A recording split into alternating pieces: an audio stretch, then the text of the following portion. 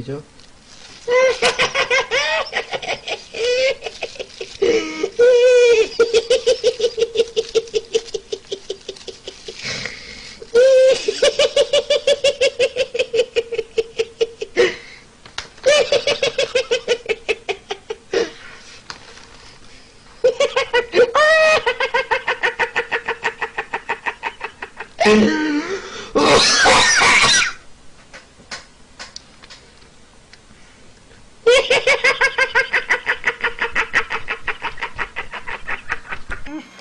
Clear.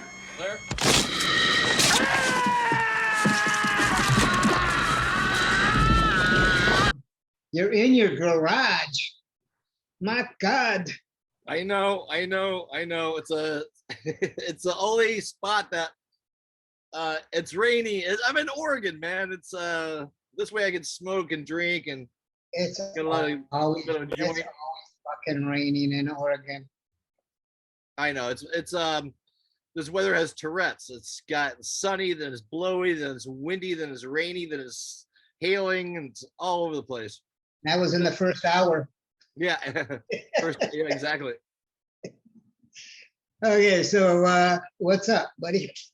Well, let's see. Why don't can we dip the camera down a little bit so there's a little bit less headspace? All right. You're gonna lean back, or where's your spot? There you go. Perfect. Yep. All right. Well, Mr. Brian Kline, Yeah. thank you very much for coming on my silly little podcast, Brett's with Friends. Well, thank you for inviting me. Glad to be here. And this is episode 69. Yay, my best number. Woo-woo! Yeah, it's one of my favorites. The wife will get a laugh out of that one. I think it's a well recognized good number. Works for me. Yeah. So why don't we begin? I sort of like to do these like there's a loose armature here. Why don't we begin with the past, then go to the present, into the future? Super simple. That's fine. So you're an actor. You are a tech guy, computer graphics guy. That's loosely basing it. Go ahead. And are there any other nomenclatures that I'm forgetting that you're skilled and passionate about? I was a stunt man.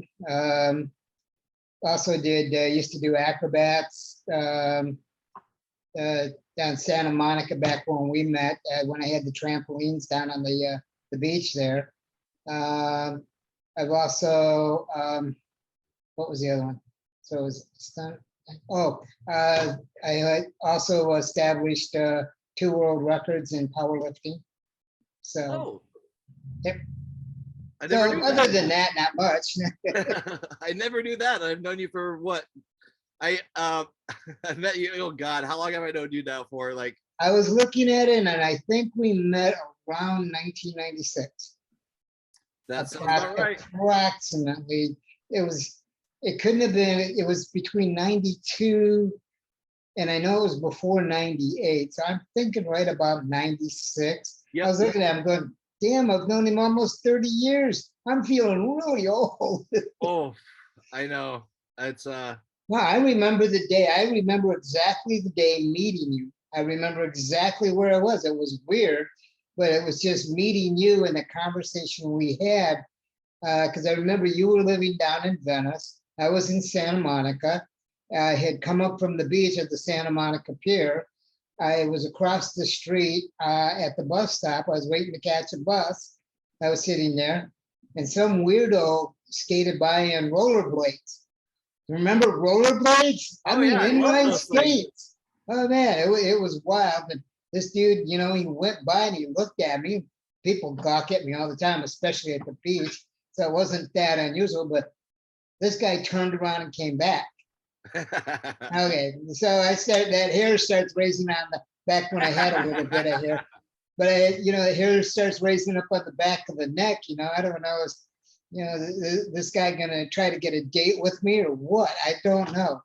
So anyway, you came up, said hi. We struck up a conversation. We ended up sitting at the bench, and we started, you were telling me about this movie, the script that you had and ideas and so on. You found out I was just breaking into the being an actor and doing some stuff at that time. Those are very, very early days of my acting career. And yeah, we just struck it up and we've been talking ever since. Yeah, Return to Sender. I wrote that role for you. Yeah. You are Chuckles. Well, that picture that we did a picture shortly after that meeting, and or I had a headshot for you. I think it was a headshot I gave you, and you had superimposed the Return to Sender stamp on the forehead. To this day, it's one of my favorite pictures. It's just, we see that every time my wife and I see that, we get a chuckle out of it. Do you have that? You know, I'm trying to find an image of it. If you can send me an image, I'll pop it on the screen. God, Like you don't have to do it now. We'll do it later. We'll do it later. All right, But do it in post. I was trying to find that for this podcast. Oh, I got it. I got it. Oh man, that was great. That was one of those pictures I wouldn't get rid of. Yeah, that was like before. Well, I'm always a little bit ahead of my time, but that was before people started using graphics like that on faces and stuff like that. But that imposing that image was, yeah, in fact, one of the. It wasn't the first time it'd been done, but it was, right at the forefront of people doing that sort of thing. Yeah. It also goes along with, like, there were a number of films that I've done where I've been tattooed, okay, but it was just ink, like they do the drawing, do it on ink, and then they'd lay it on you, press that on, so it was a fake tattoo. But I've had some really elaborate tattoos done on me, and done that same way, so it was all in that same vein. Yeah, I love Christine Cobb, did that for me. Yeah. Because she was originally going to be a producer on it, and that's my friend Daryl Cobb's sister. And I remember when she I hadn't heard from her for like a long time, and I've been writing Return to Sender. No, this joint just hits perfect. And choke on this, baby. I remember years later, after I was like, the internet's just getting going, and people are just YouTube wasn't even a thing yet. But she is with a production house that, and I because I got in touch with her later, like probably like 98 or something like that, or something. I don't know. They all get blurry, but and I said, is there any way we can make this movie, or you can help me make this? She goes, well, I can do it, and I can do it through this production company, but we have to break it up into segments, and you won't be able to direct it. And I was like, well, I can't. I mean, breaking it up into segments, that's not going to work, like a mini series or something. I said that, and I got to direct it. So we just kept on going forward with it and the writing of it, and it is that I was about to put an Indiegogo together for it, but I'm going to do something else now. But I want to tell you about that a little bit later, because we need a budget for Return to Sender. That's basically black and white. We can't just, I don't want to do it all on green screen. And I want to, it's got to be like Brazil. I want to see the paper stacks on the tables, Yeah. So you were beginning acting around that time, or and can you tell us a little bit more about like your trampoline work and your acrobatics? Yeah, hold on. Let me pull my other file up because I have all the dates for that stuff. So basically, because I was very reluctant. My background is I basically had a computer background, and I had gotten my experience. I came out of Michigan, and so I got my experience, got my training in computers. I want to say it was like 81, around 1981 is when I got into computers. So I'd been at it for a while. I was never wanting to be an actor, do that. I really didn't like, because I didn't like the portrayal of other little people in movies and films and so on. It just was always it rubbed me the wrong way. Yeah. And it wasn't until I moved to California And at the time, I had just moved into where I was in Culver City at the time, just before I met you. And my wife had passed away, and I became a single parent with a 3-year-old daughter. And she's still the only child I've got, and she's then raised and grown up and got her own kids now. So, But she has her own kids now. I've got 3 grandchildren. Oh, Yeah. Now I feel old. Now I feel old. You feel old. I feel ancient. And move me a few more years, and I'm going to be prehistoric. Okay. But I was a single parent. It was a really awkward time because it really didn't have. I had a foster brother that lived in LA, was a school teacher. He lived on the other side of LA from me. But it really didn't have as far as trying to work a full-time job, 40 hours and so on.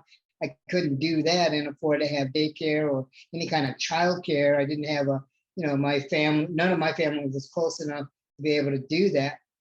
And during the process, I was being approached because at that time I had gone to Culver City after my wife had passed. My daughter and we were able to get an apartment in Santa Monica. And so I got her into a Montessori, and I started going down to Gold's Gym down in Venice and working out. I'd been training. I've been doing some powerlifting before. I was getting a lot of attention. I mean, people coming up. I mean, all kinds of people in the industry, different video people, directors, various producers. And it was just, I was kind of backing away from it and so on. But I ended up getting approached to do this commercial. It was a non-union commercial. And it basically was just to do a little stunt work in it. Hell, I didn't know what I was doing, but they were paying money and I needed money, so I could do that thing, make a shit ton of money. I wasn't really visible as me because my character was invisible, but they needed a body to kind of fill in doing the work. So I'm basically a ghost on camera. It was great. So I could go, and it was nice money. I'm not kidding you there. Anytime I've done any of this stuff, it's always been nice money. And did you ever shoot over a Digital Domain when they were around? Did you ever go on their stage? Digital Domain? No. He was busy doing Titanic and James Cameron. Yeah, I worked at Digital Domain at one time. Yeah. I vaguely remember that little short stint with that one. Yeah, you had a lot of different ads, I tell you. That was wild. No, you're one of the few guys that has done more stuff than me. You had just a variety. I mean, your litany pages on your resume, and you'd actually have to pare it down for a job specific goal. You couldn't include all that other stuff. They just look at that and put you to the side. Okay.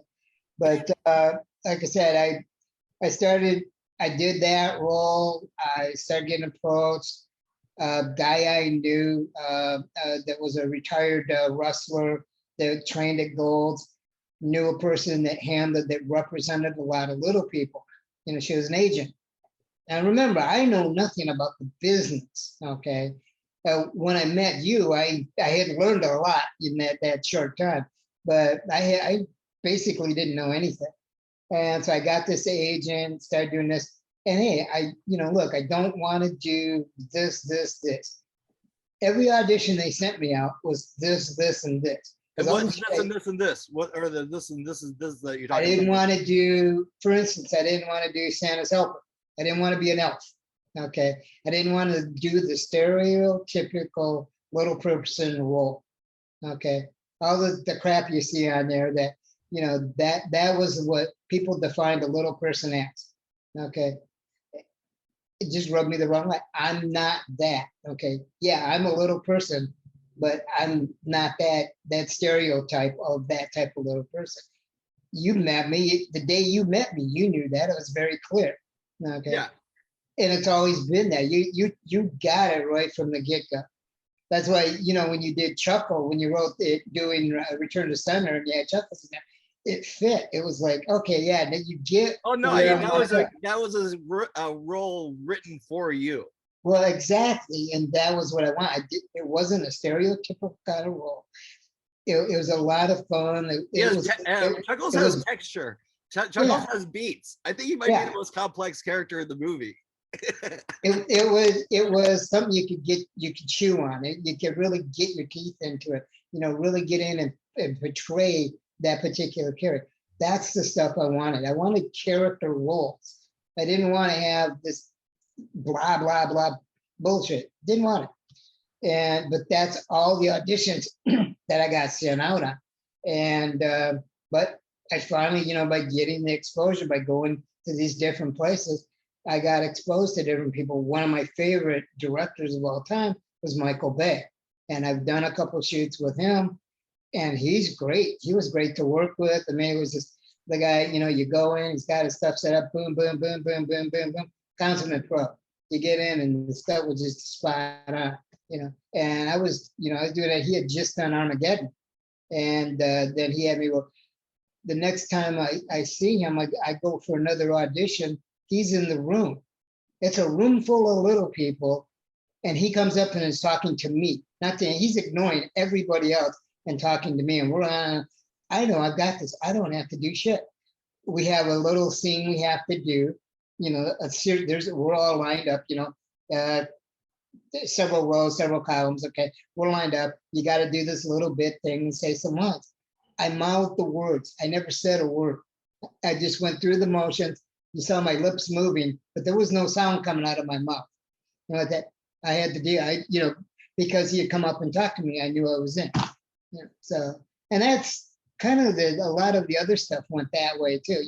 You've been in the business as long or longer than I have, so there's just times when you can talk to people and right, it just clicks.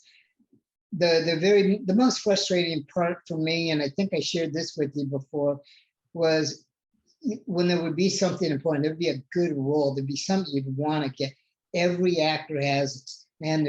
They're doing this movie. It's got this. I want it. I really want it. And time and time again, it wouldn't happen. And it wouldn't happen. And it wouldn't happen. And I think really the death nail for me in acting was when Lord of the Rings came up, and I was up for that, and I got to meet the director and his wife, and I got to audition, and I worked hard. I hired a coach to work on that, work the lines, do all of that. When did that, and then they didn't use any little people in the acting of it, and I was just like, because I was up for the character of Gimli, okay. And now the actor that did Gimli was John Rhys Davies. And I love John Rhys Davies. He's a great actor, lots of experience and so on. But he looked like a fat guy stuffed in a suit. It's just like, okay, they got this he's a big man. And they've got him exposed down. And even with the perspective shooting that they were doing, you had an actor trying to break out of the costume. He was bigger than life. He was bigger than all of that. It just was a mission. Whereas me being Gimli, the dwarf, the warrior dwarf, I would have kicked ass in that. I know, and they know that I would have kicked ass in that. Okay? But so we left there. We went to Hawaii for 4 years. I got all pissed off about it. But once I got done doing Lord of the Rings, my plan, my goal was to move to Hawaii. Period. That's what I was going to do. Man, I go there. That was going to make me that. I knew doing that movie and that series of movies would make it for me. You would even agree that, yeah, if I'd gotten that part, that would have launched, I would have had a fabulous career. A lot like Peter Dinklage is doing. And Peter Dinklage has become my hero, and he is doing the kind of work I wanted to do. He's getting to do real character roles. He's doing a superb job at it. Okay. Love his stuff. Anytime his stuff comes out, I watch it fanatically. Okay. But that was what I wanted. I wanted that kind of portrayal of what little people could do. Not just because they're little and cute, okay, but here's a real person, okay, a real little person playing a character that's believable that you can get into. He's got Cyrano or Yeah. Cyrano coming out. That looks good. I saw the trailer for that the other day. And Perfect casting role too. That's a great, yeah, you know what I mean, use of the whole of that person. exactly. And that was my whole argument with them, was why these numbskulls in Hollywood, these big production companies and so on, that have all this money and all these resources, wouldn't do that sort of thing early or sooner. Money. It's money. It's already branded. You know, when I was growing up, they were already talking about remaking stuff. Like when I was a teenager, like that would be the future. And I was like, no. And then like for the next 30 years, that's all people are, you know, this whole remaking of stuff and branding it because it's already got a name. You know, it's already got, if people know what the Flintstones look like, you know, so when it's built-in advertising. Yeah, and I hate, there's only a few remakes that I've ever seen that I can actually say I thought were better than the original. Yeah. Very few of all of the stuff that's been done, it's down to like a handful of remakes that have been done. Yeah. You know, so it's, and like I said, I like sometimes when they have that kind of, they pay the homage to the original, but they go do their own thing with it. You know, they do it right, or because of a lot of stuff now, the remakes is because of newer technology. Oh, they just, when I was going to go see the last Star Wars movie, I mean, it was like before COVID. I went to I was at the bar waiting with a couple in Marina Del Rey, and I was about to go see this. Right, I got stoned, I got a good buzz, and I was ordering like a cocktail. And we're all looking at each other. I look at this couple, and we're looking at the bartender. I said, "Did you see this movie yet?" She goes, "No, I haven't seen it yet." And I looked at this couple. I said, "I feel like I'm here to watch my dreams die." I feel like right, what I'm about to go experience is my whole childhood, like just being crushed. Like, well, when you look at our experiences with working, having original material, you know, look at all the scripts. I mean, I've probably gone through 100 or more scripts. Okay, and you know, and then working with you and going through different materials and so on, we have seen a lot of stuff. And a lot of it was just utter crap. Then you see them remaking stuff, you know. Yeah. Hold on one second. Hold on. Do you hear that leaf blower? Nope. You don't hear it? Nope. Oh, okay. Well, let's just keep on. There's a guy blowing. He just turned on the blower. Every other 5 minutes, there's somebody blowing leaves. I get that at 7:30 in the morning here. The goddamn guys are out front with the leaf blowers. You know, I just want to lean out the window and start taking pot shots at. Oh wait, okay. Did you ever see Tiptoes? Yes. Okay, I have a sneaky suspicion I might have pitched Return to Sender to the guy that made that movie. In a weird way, because I was networking a lot back then and talking to producers and stuff like that. And there's tinges of Return to Sender in. There's a flavor, like a real, like a little, just an inkling of, because it's sparse, but boy, what? Okay, give me your review of Tiptoes, and we'll show the trailer as well. But what'd you think? Carol and Steven's life together was perfect. I've got to get going. Right this second. Hey, baby. Hey, sweetie. I love you. There's one small problem.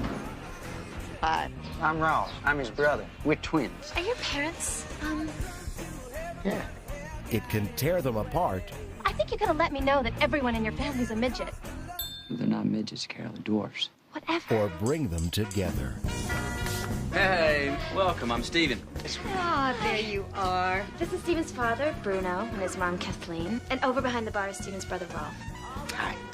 You could have prepared us for this, don't you think? If you embarrass me, I'll never speak to you again, so just get it together. How's everybody's drink?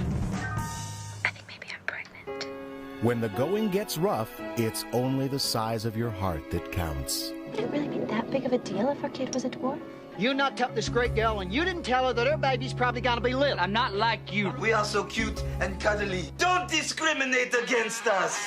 He said these parties got a little wild. I never expected this. There's sure a lot of midgets around here. You better back off, Goldie Hawn. My man can do what he wants to do. I'm ready for an adult relationship. What is this man doing in your bedroom?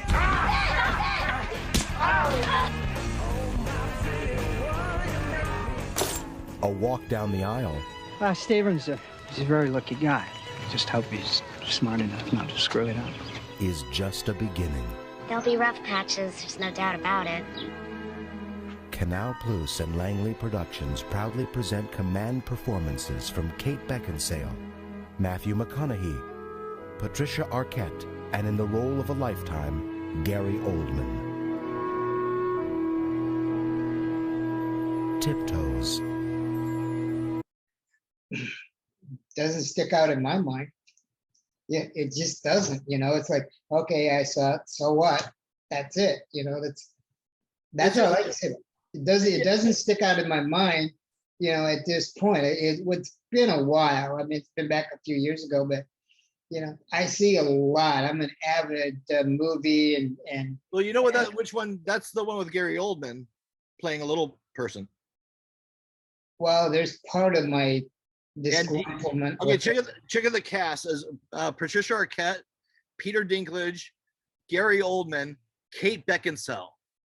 All in, and look, I like Gary Oldman. I like was McConaughey in it too? It feels like McConaughey was in it or something. I don't know. Yeah, but again, this is what happens with us with these producers and these production companies, is you can't go and pitch them an original idea. They're going to turn around and steal it for themselves. You submit a script to somebody, they dismiss you, and then they go and produce some variation of it. They change it just enough to get around the copyright part of it. Okay. Oh yeah. Yeah. That's happened with Return to Sender. This three times. Yeah, I was going to say more than once. It wasn't once. It happened a couple of different times. Oh God. Yeah, and I know I get the whole thing. Like I said, I've been on that ride with you all the way back, from the beginning of this, and it's the frustration, and it's what I had, the frustration with doing that stuff. A lot of us back before it was affordable to do it, back when they were still using film and canisters, and I mean the camera would cost you $250,000 for one of the cameras. Okay. Yeah. Then you had to add the lenses on top of it and all of that, and then processing everything. Now you can get a red cam, okay, do it digital. It's fabulous, okay, and it's like a quarter of the price. Yeah, well, you got your own movie studio on your hand now, so. Yeah, exactly. And now you can do that. Now you look at all these YouTubers, okay, and they're using green screens and doing all these things in their channels and so on, and all the editing capabilities. So it's really broadened out, so I like seeing that aspect of it. And at some point I might be able to venture into that and go back to it again. Yeah, it's a trip. The amount of media options there are. This is pretty wild to think about how fast it moves. And if it moves that fast, where it's in the next, how it did the last 30 years, to squish that to the next 30 years, it's probably going to be pretty wild. Like the the amount of progress will probably be half that time, like 15 years maybe. Like where like another, isn't it like every cycle, every 10 or every 100 years or 50 years, there's like an iPhone made, or the telephone's invented, or industrial revolution, peaks in times and reality. The cycles were about 100. They were about 100 years, but that timeline is collapsing because of the advancements of technology. Especially, we went through the industrial age, which then brought in the technical age, the electronic age, electronics, and the advancements in computers and so on. Now the computers about every 18 months, a year and a half, they're turning around and doubling their capacity. Okay, so you're going to see a lot of stuff going on in the next 2020, in the next 14 years. Okay, there are some advancements coming, okay, that are just going to flip it. Okay, everything's going on, especially the developments in like quantum computers, quantum science, and so on like that. Yeah, it's gonna be wild. They got like a holodeck, 3 VR, like You know, yeah, we all know what's about. No, it'll be actual set where you can put on a headset or have an implant. So, you know, you'll have some kind of mechanical device, okay, that you can attach to you or that'll be implanted on you.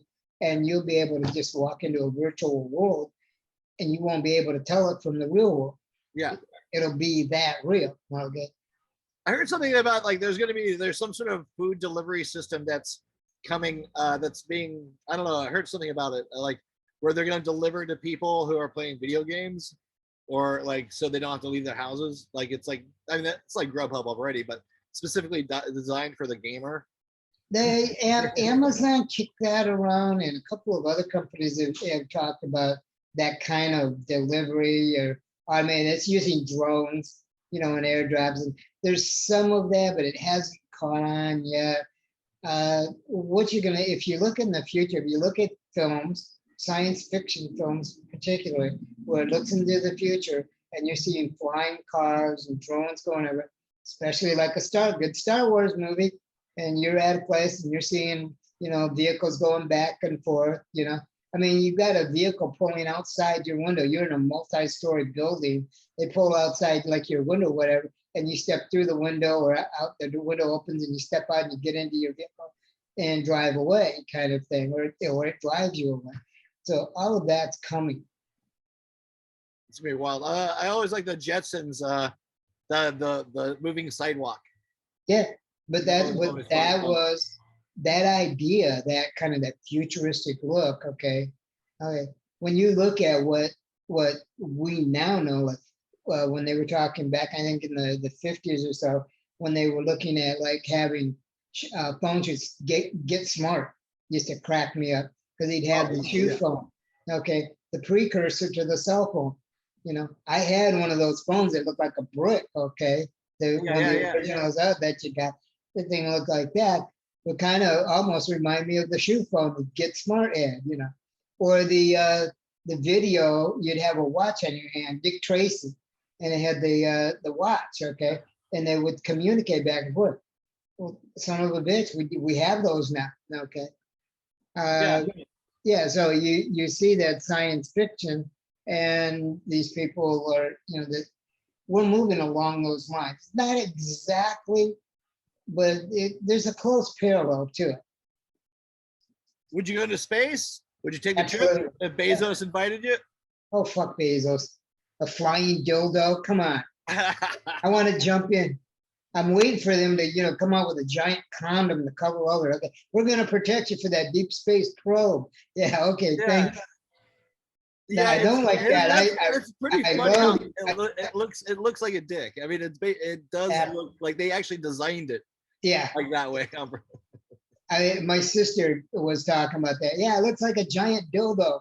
Please, this is my sister talking. I'm going, okay, just cracking me up. I'm going, okay, fine. So we now the one, as far as the space and all of that, I've been really following the development of Elon Musk with SpaceX, and down here in Texas, they're doing a little project down there in Boca Chica, and they've got the Starship, and they're building that out and testing it. So we've gotten to see a few spectacular explosions and you know, some stuff that they have there, but just the size of the project and what he's doing. And, you know, when you really get into it and look at the background, I mean, the vision that he's had, and here's a guy that's putting his money where his mouth is, okay, and he's producing, okay. He's not out there talking shit like Bezos, okay.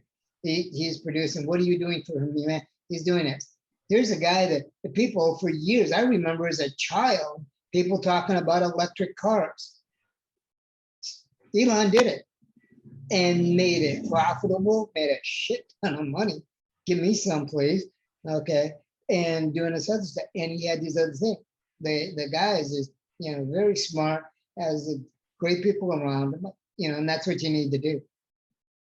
Yeah, he's doing that moon loop. You know about the moon loop that he's doing, right? Yeah.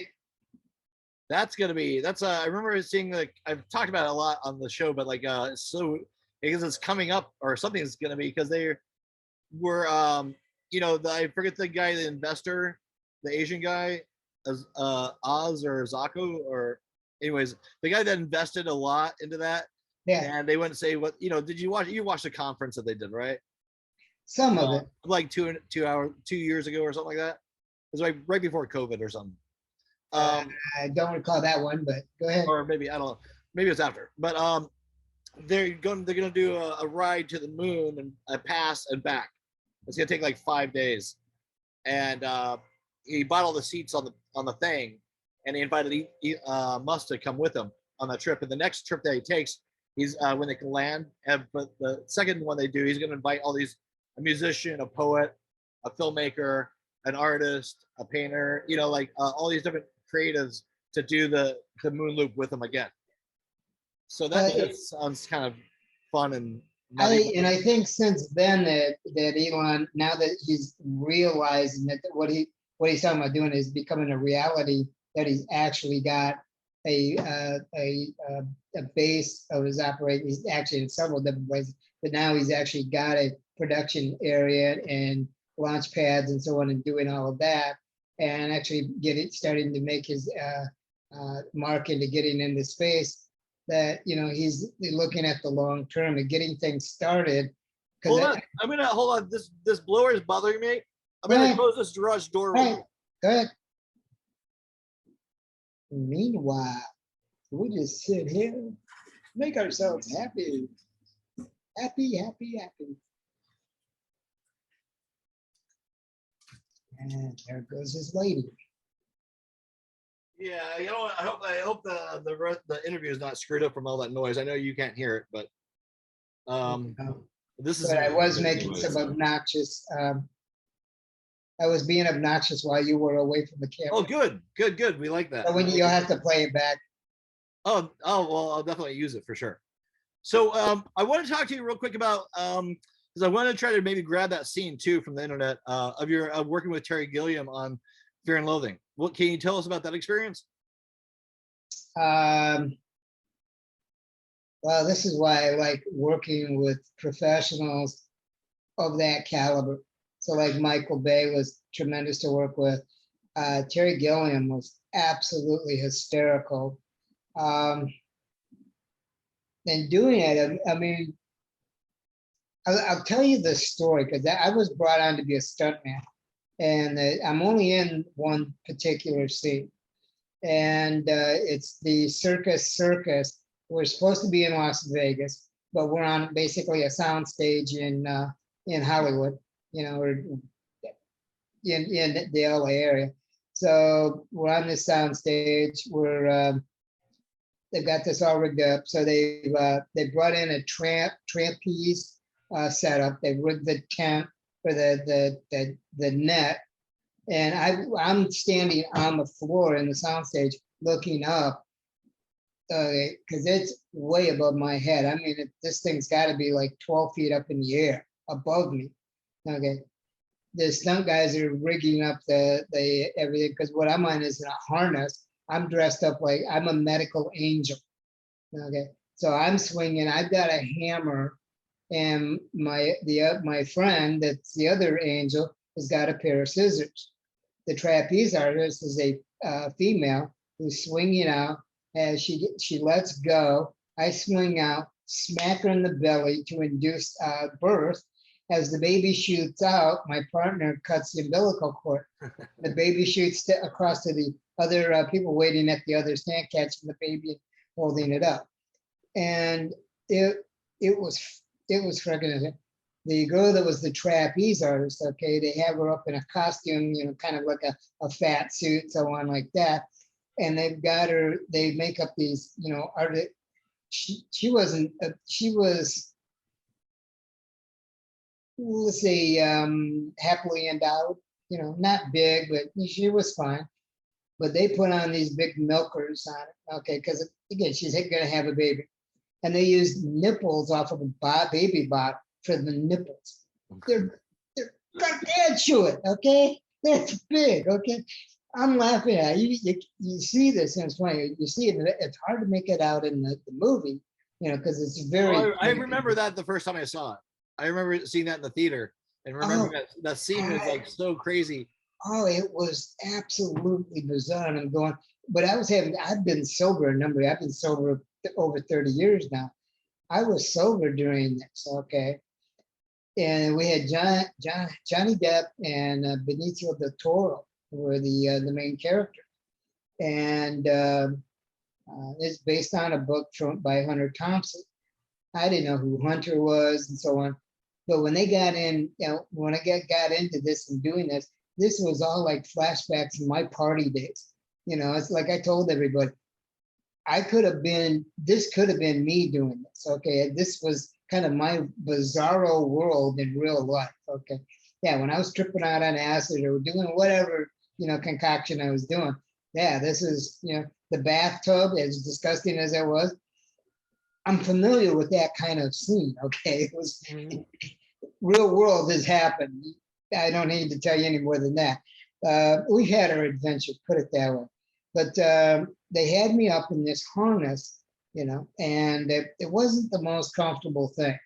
But I knew the riggers, and I went up because every stunt job I do, I let the riggers do their job, and then I go into the head guy, the head stuntman coordinator.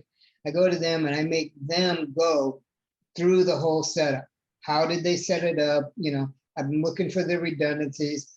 I've been around this. I've been hurt before. I'm not into getting hurt. Safety is number one doing stunt work.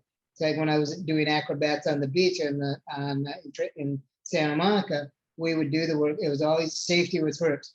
We didn't want people getting hurt. People would get hurt, but it wasn't because of negligence on our part. But I talked to the guys. Everything's set. They get them in the harness. I'm set up on the scene. We're ready to do it. She's flying through. I fly out. I'm doing my thing. We've got to reshoot it a couple times. Well, every time you have to reset, they're pulling you back, sending you back. I'm hanging the whole time. I'm laying on a harness. I'm against my belly. I'm feeling a little nauseous. I'm over the net. The director, Terry, and a couple of other people with him are walking on the floor under the net right below me. I'm feeling like I'm going to heave at any moment. And one guy had, I wouldn't say it was an apple, but his hair's there. And I'm just envisioning me throwing up. It's going through the net and landing in this person's hair. It was just, so finally we get the shot done. I'm done. We take a break. So I'm sitting over on the other side of the sound stage. I didn't leave the area. We're just sitting there waiting. I'm still dressed in that. People are gone.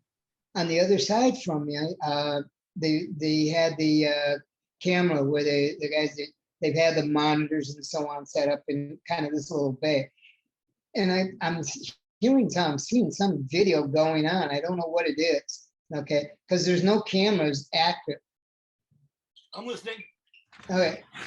There's no cameras active. There's none. People are out for lunch. I'm one of the few people in there. Well, what is this video?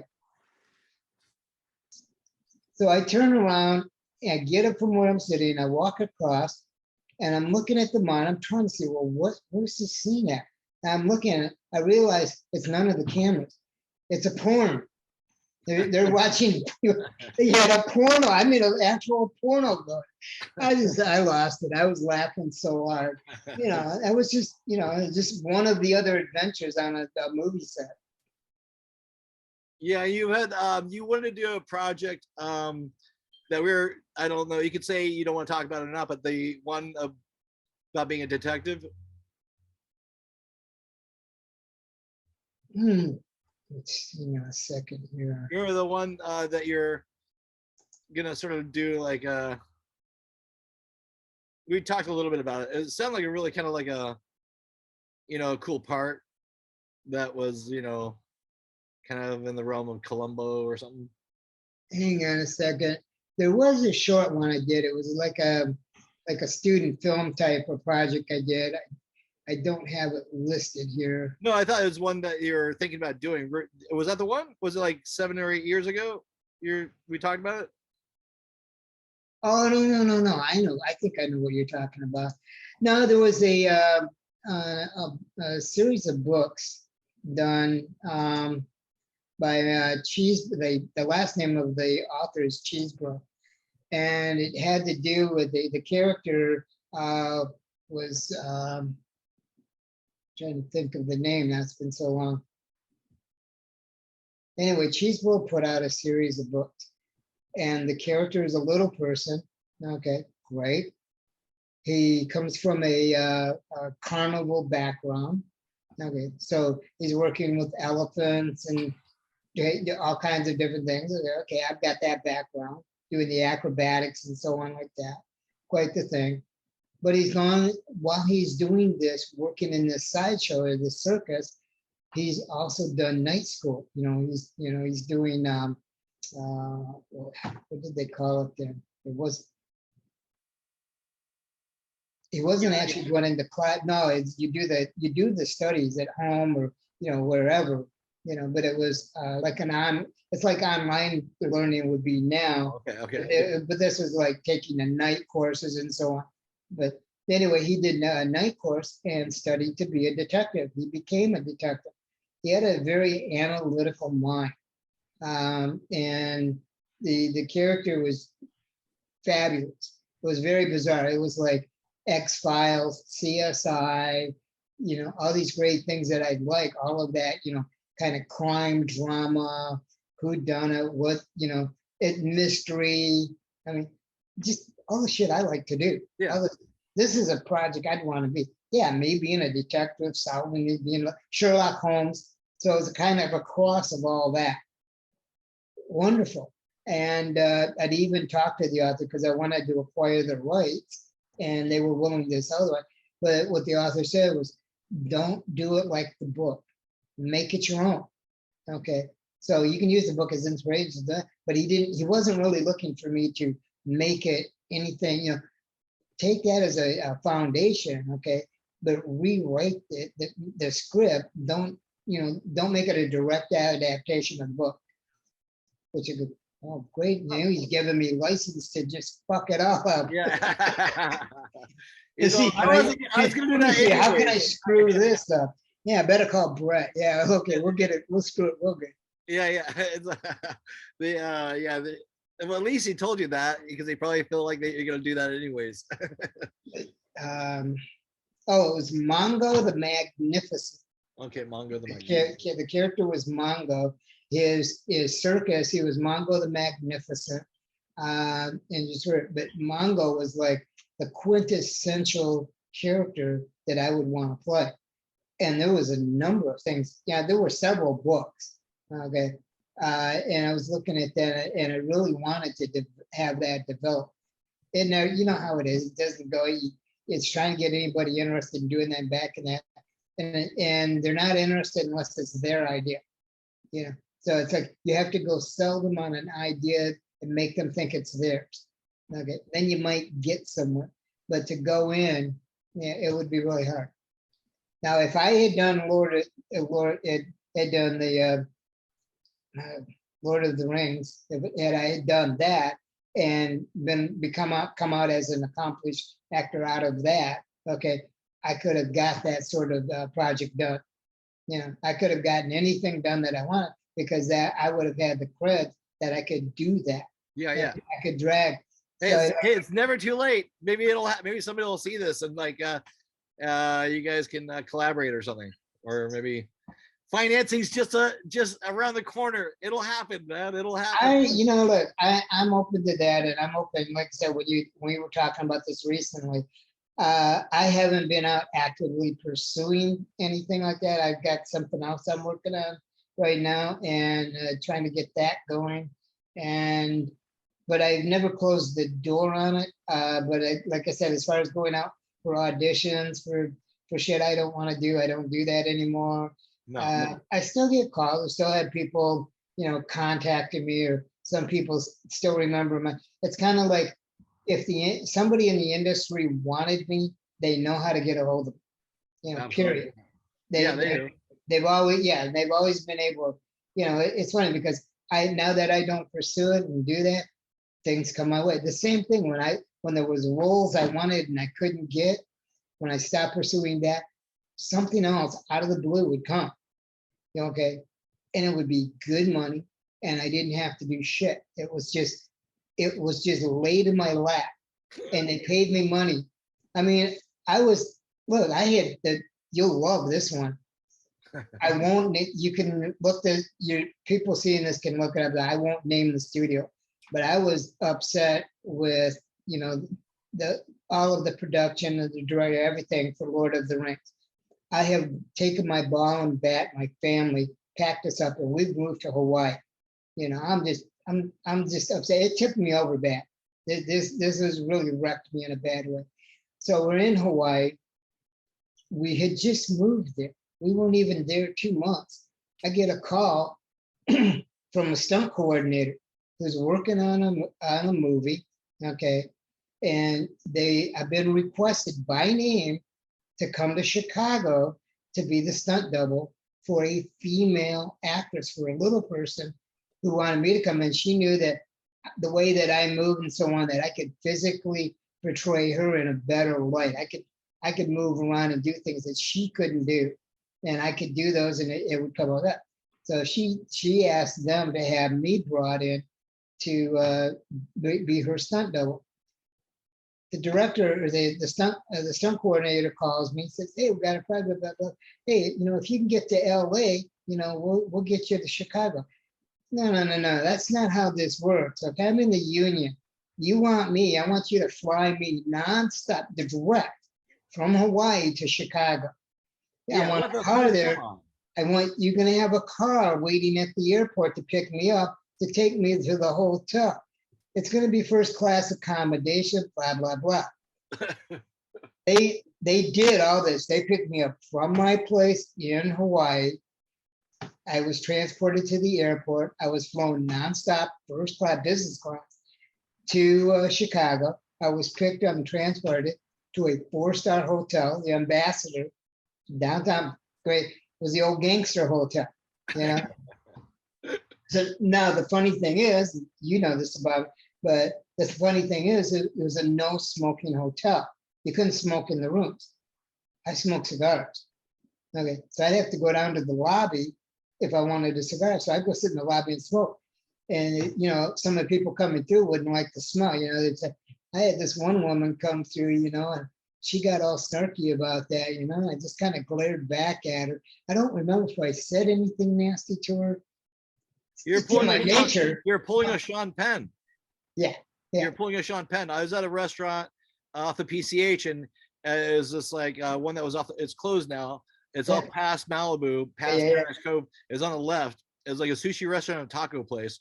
Sean Penn came in there, and there's another actor, the guy that works with Will Ferrell, the guy with the big guy with the, he's in Brothers. Yeah. He was sitting down there with his family, and Sean Penn walked in, and it's outside, right? But he starts smoking a cigarette at the table, and nobody said shit. Yeah. Nobody said shit. Yeah. And this woman, she was having a fit. She didn't like that. I just sat there and kept smoking.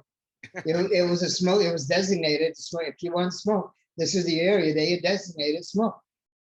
Well, this is a non-smoking restaurant for sure. Yeah, it was.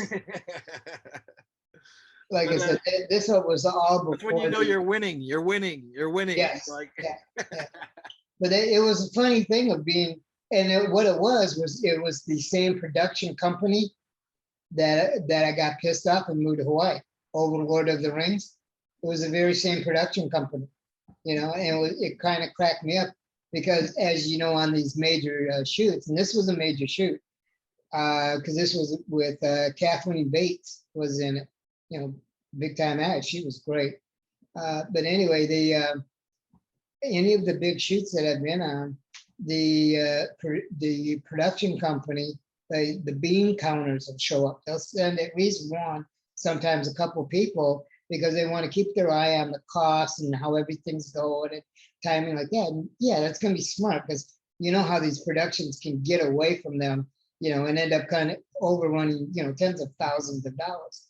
So we're there, we're on the set, a bean counter has showed up, they're standing right next to them. I don't think the production company knows, because I was pissed off with this company, and they knew my verbiage to them wasn't short at all. You know, I lit them up. I was pissed at them. And so I don't think that the production company was aware of my presence, you know, or anything. So I let the bean counter, I made him aware of my presence, of who I was, you know, and the history with the production company. So he could go back and report that. Nothing ever came of it. And they paid me well. I mean, that was a great payday. Well, all these stories you're telling me is the real movie. That's the real movie. That if you had a camera recording all these things that you just said to me, that would be like you need to do like get a bio they're doing a behind the scenes or something. Yeah, behind the scenes on such and such a, you know, but that wasn't really a thing at that time. We didn't do those sort of things then. Technology has advanced quite a bit. Now everybody is all of a sudden a cinematographer because they've got a phone. Fuck you, I got a phone too. Okay. Yeah.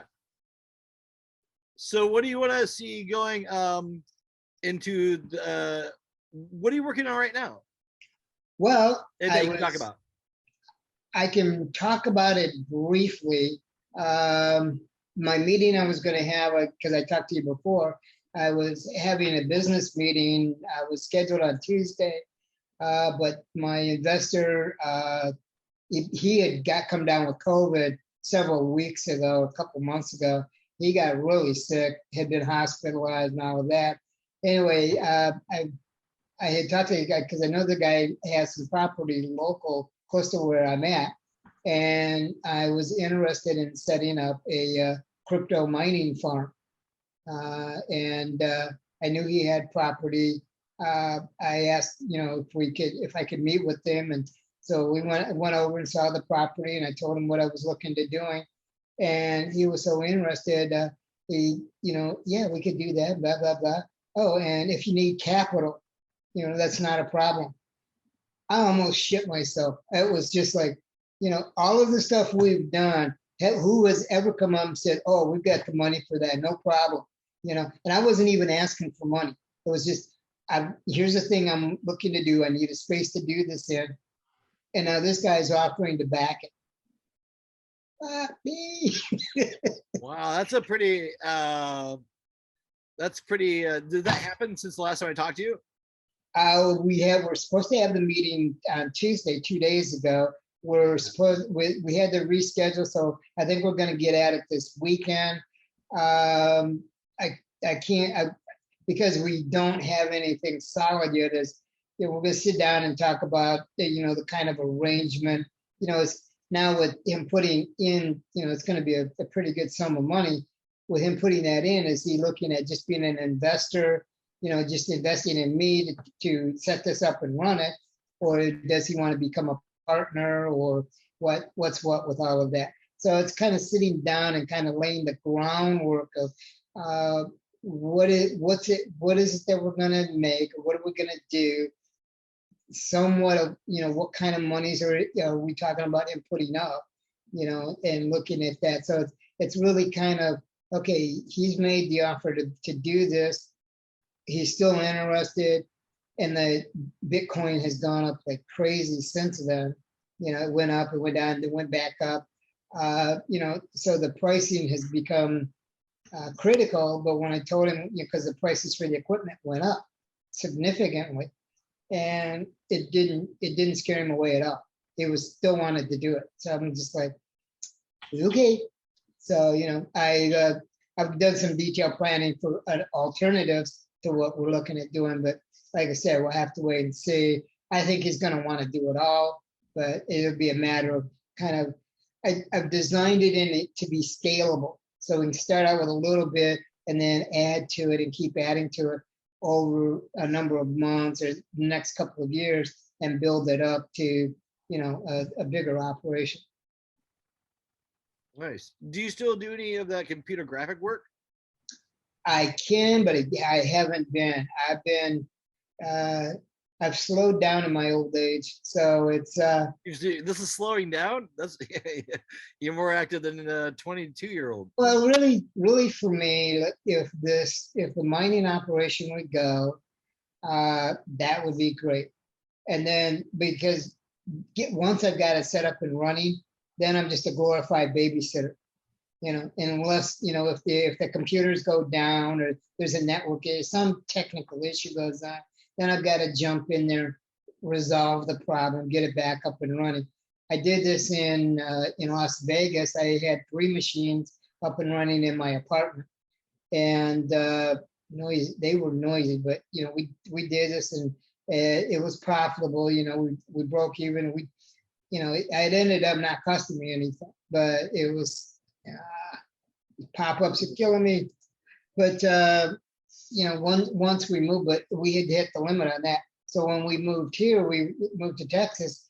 We were going to do something, but plans have changed. Things that we were looking at doing, and it just, again, the story is just things just kept not working out until I got a hold of this guy about being able to use his. I wanted to get a container, storage container, like a 20-footer or 40-footer, and put this on his property and have all these mines brought in, and do this, set up like 10 or 20 of them, or and just so I could start, I would say 10, and then build up until I've got that container filled up, and keep expanding, because this is a scalable business.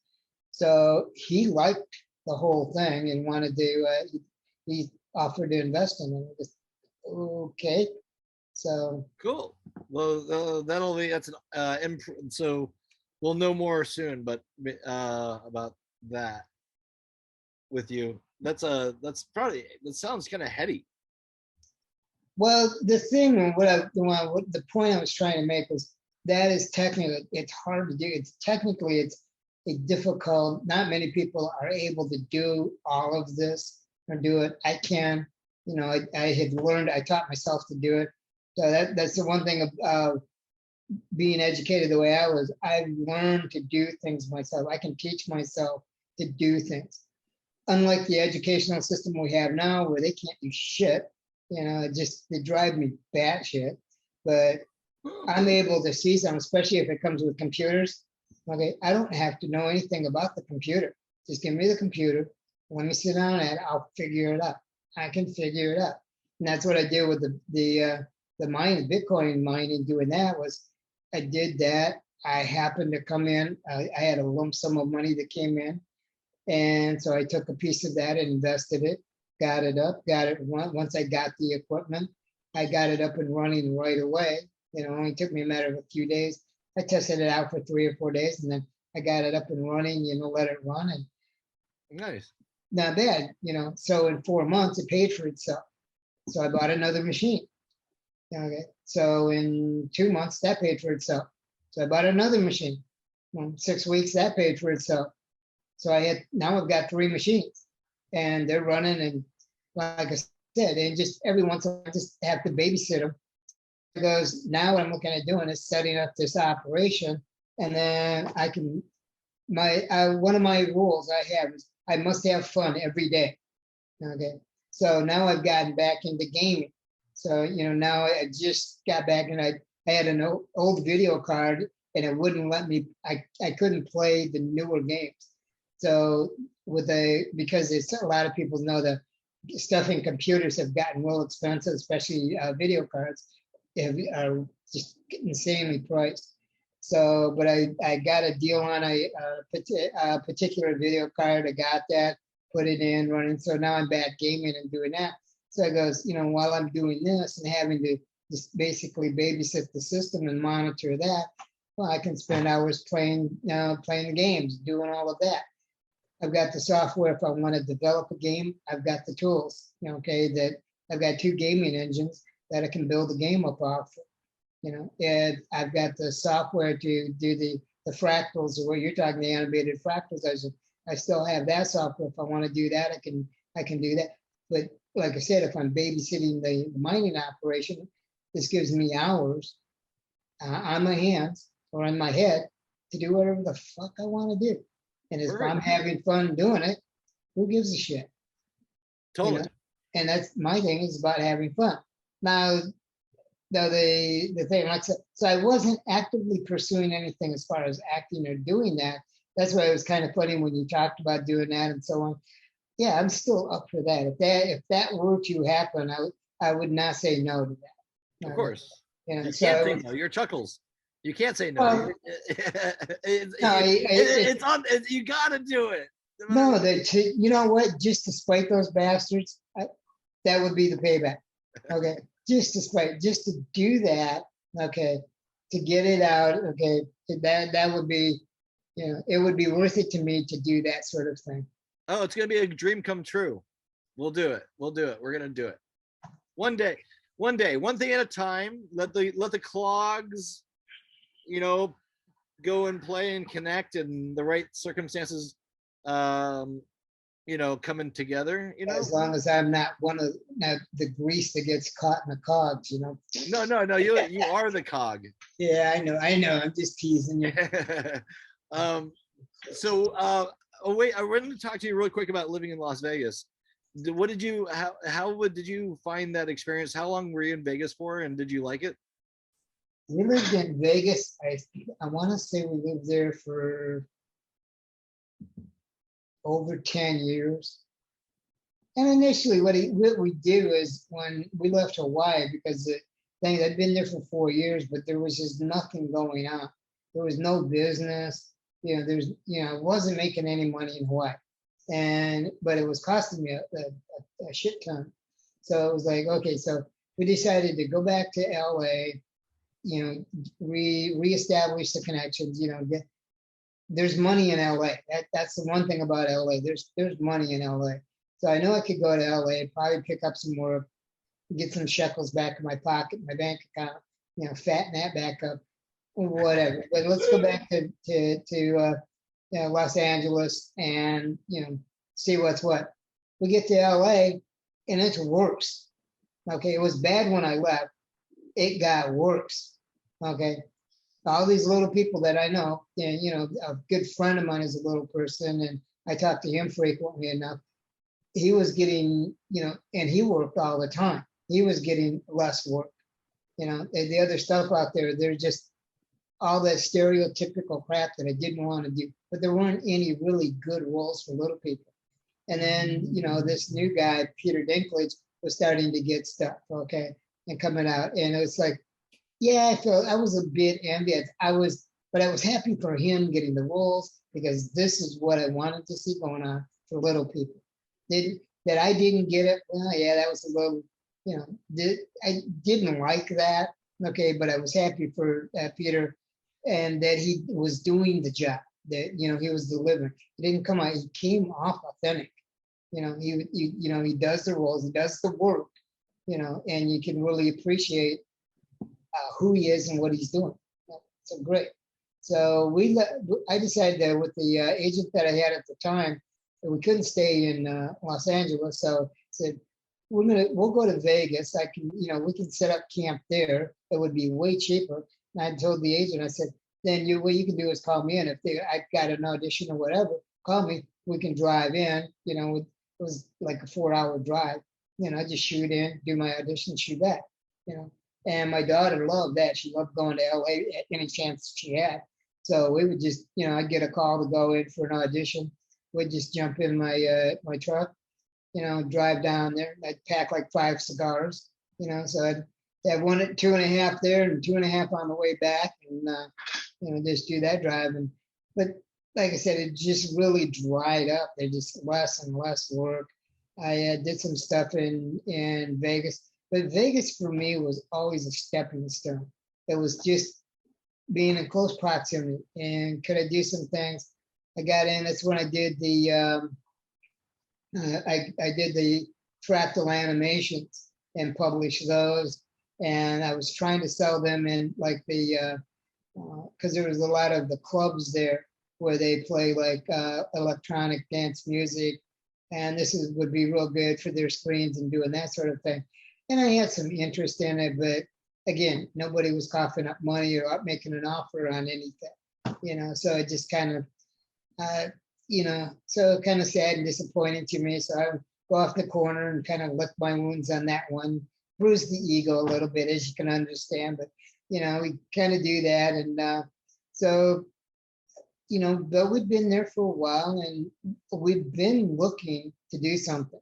And I wanted to do something else. And in a conversation with my sister, she turned around and asked me if I knew anything about, cryptocurrency and Bitcoin and so on. So this was back about, I want to say about 3.5 years ago. I got in. I want to say it was like around 2018, 2017, 2018. So I turned around and got into that. Like I said, I had a little money. I did some research on it, found that, we can do this and this. So I went ahead and invested the money, and it worked out. So because now I was able to, it was basically a proof of concept. Now it was a matter of, can we build it? Can we scale up on it? And so, we set up plans to be able to build it up to scale up on it. And so then we had to move out of our condo in Vegas, and I've got a sister that lives here in Texas, and they say, hey, well, just pack up your shit and come here. He goes, Texas is about an attitude. Says you'll do fine. Are you near Austin at all? No, we're outside we're just east of Houston. So Houston is really my hub. So we're just outside of Houston. Oh shit, man! I went to Cimarron Elementary School in Houston, Texas, as a child. Okay, yeah. So I'm in the area is Baytown. Shit, that's wild. That Yeah. sounds so familiar. That's It's crazy. a small town, anyway. Dude, you probably live at my old house.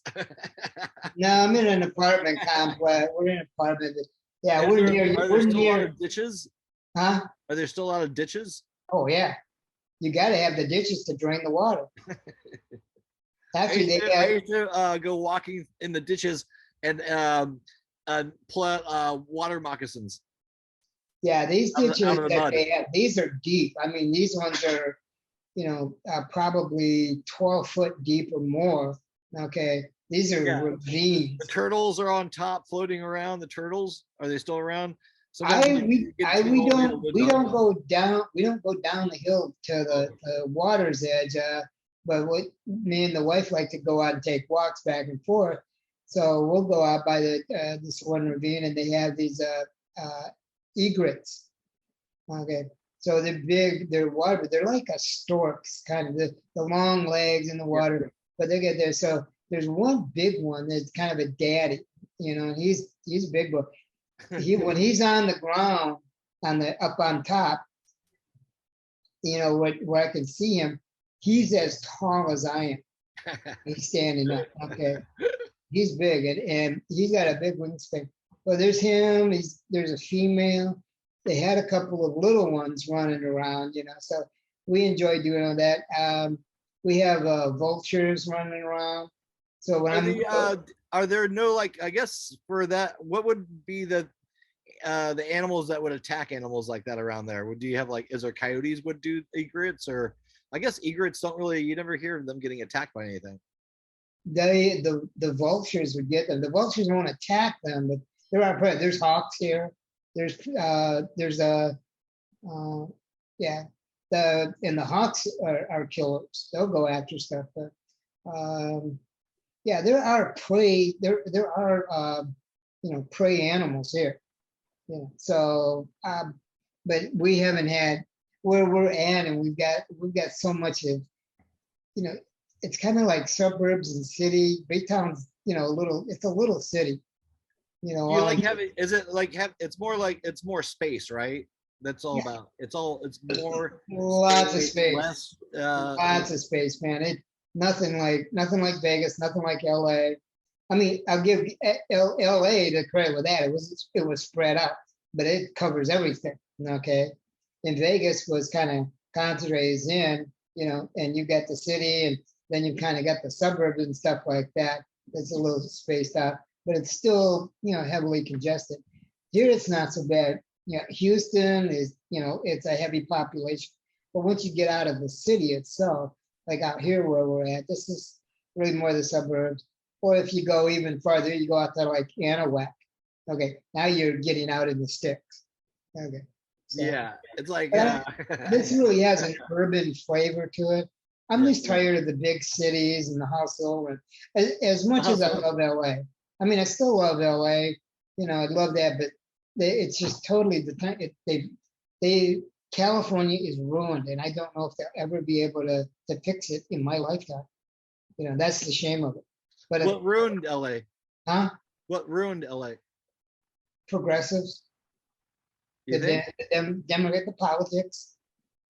You know, the progressive. You know, that far left. You know, trying to. It wasn't like that when we moved there. I mean, it was still, you know, heavily democratic and so on, but it wasn't this extreme left. You know, one thing. What does the left mean? I don't know what you mean by that. Left. Being left, it's the ideology. So there's extreme left, extreme right. So if you're extreme left, you have an ideology of like socialism.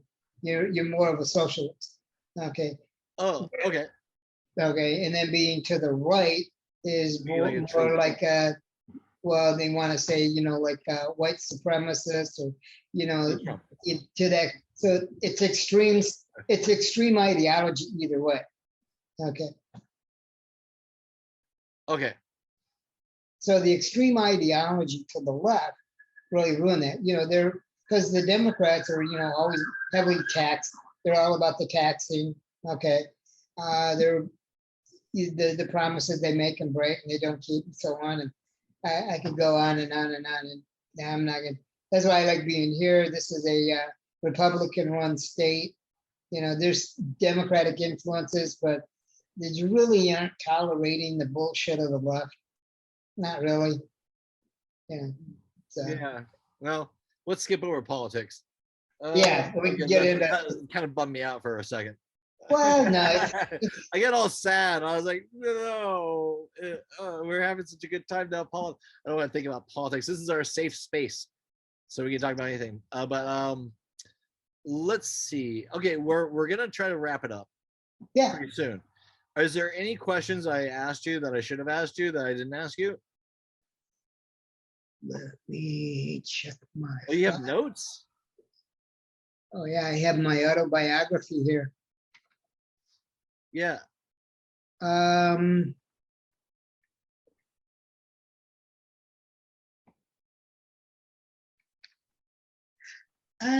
know, I don't know. I mean, I think you kind of hit all the highlights. The buttons. Yeah, I mean, there's always something else, but you know what? You know what's kind of fun is sometimes when I think about like Roger Rabbit.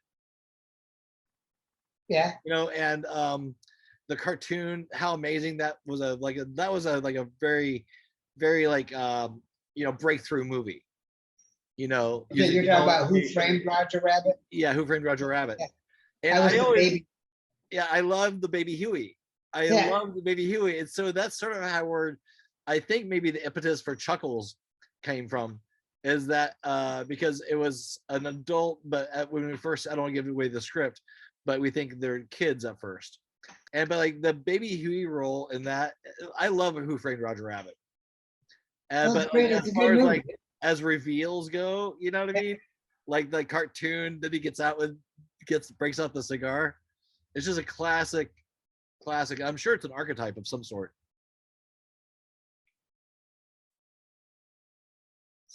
So that's all I really have to say about that. There's no real point. Okay. Just like this podcast. This I've enjoyed it. Like I said, we've known each other almost 30 years now, and it's, you know, I'm sitting back and I'm going, God, 30 years. I'm feeling really old. Yeah, like, you know, God damn, Brett looks old. No, which is amazing because you don't. I mean, it's like, let's see, Dad, you would have been 20 something. I think I was like 28 when I met you. Yeah, you know, and it was just like, oh yeah, young. You were still full of ambition. There was a thing that you had the ambition. Okay, and even like, well, even I've had that. Even though that you get knocked around in life, you still kept going. You still had the fire in your belly. 30 years later, you still got that fire in your belly. that. You want to do this thing or do that or whatever. Yeah, okay, things don't work out here, but you know, you don't let that stop you. You go on and you make the adjustments you got to make. You do what you got to do, okay? But that doesn't mean that you don't have that fire burning, okay? I find as I get older, that I've gotten older, that I've been more, I was like this as a kid, but like seeing sometimes my life as a third person, you know, and like there's like a thing, but like I realize there's nothing you could do about it. You just have to, but you can always keep on creating. But like it's the stories in between that of the roadblocks that happen and the friendships that are lost and the things that happen in between. That's the story. That's the real story. You know, if I could encapsulate that into a movie, that would be the most amazing movie ever. You know that you're not alone in that. You're not the only one this shit's happened to. You're not the only one that's been stabbed in the back. Repeatedly. Okay, repeat. Not one, right? Repeat. I mean, it's all Chucky on your backside. Ding, ding, ding, ding. Okay, yeah, the same thing. I've had that same kind of feeling, and going and doing that. I still have that productive capability. Okay, so like I said, right now what I'm doing is focusing on having the finances to allow me to do the productive shit I want to do. Fuck everybody else. If you don't care about it, nobody will care about it. You got to care about it, because the joy of turning 60, nobody cares. So the joy of turning 60 and having that reflective thought that lasted for months, but being able to reflect on your life, you know, in the past 60 years, and you know, did you have any regrets? Or you go through all of that, you're going, you know, this and then whatever else. But you know what? I can still do all that. I can still have another career at this point. I'm in my 60s. I'm probably gonna outlive most everybody I know, because I'm in way better health than everybody else. Okay, so I could be in my 80s or 90s. Okay, so what do I want to do about my current situation? I'm gonna fucking improve it. Okay, so you know that was my hope. Well, how do you do that? You know, and you have to kind of figure out again, and it's like right back to that. Okay, we're at that next day. Okay, so what are we doing now? Okay, well I'm doing now. I'm in the now of that. That's all you can do. Some days the best you can do is just get up and breathe. Yeah, I always love.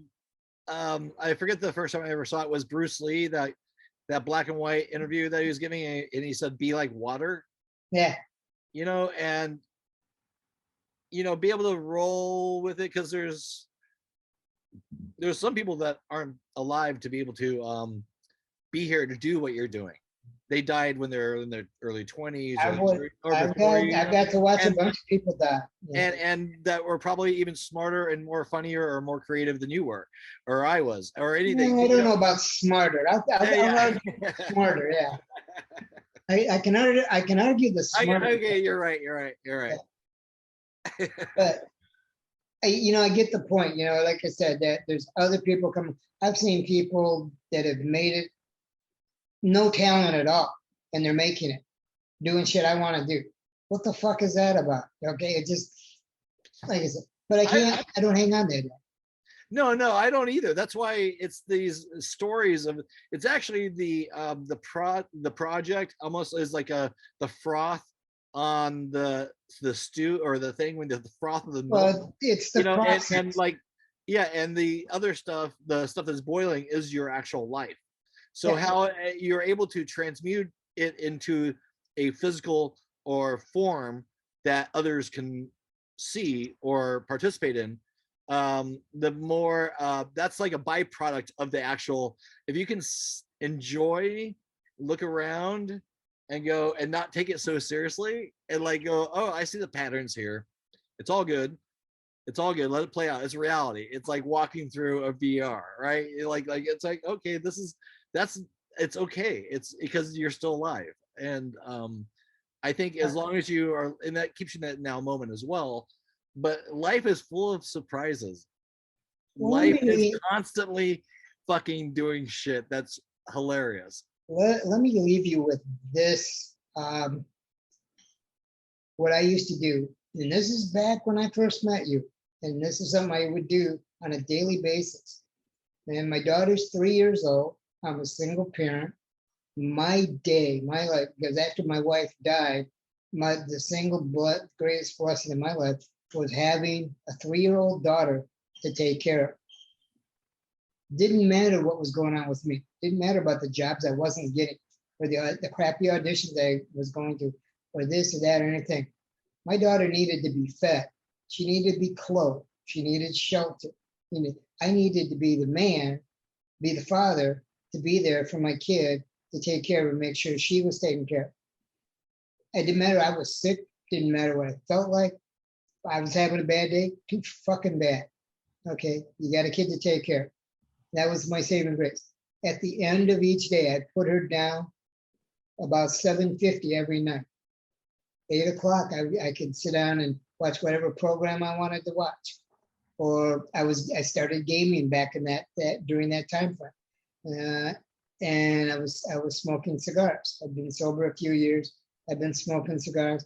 I could get a cigar out, light the cigar, sit back and relax, and just take a hit off the cigar and let it out, exhale, let all of it out, whatever the day was, My daughter's been fed. She's clothed. She's in bed. We're sheltered. We've got a little money. We're okay today. Right now, everything is okay.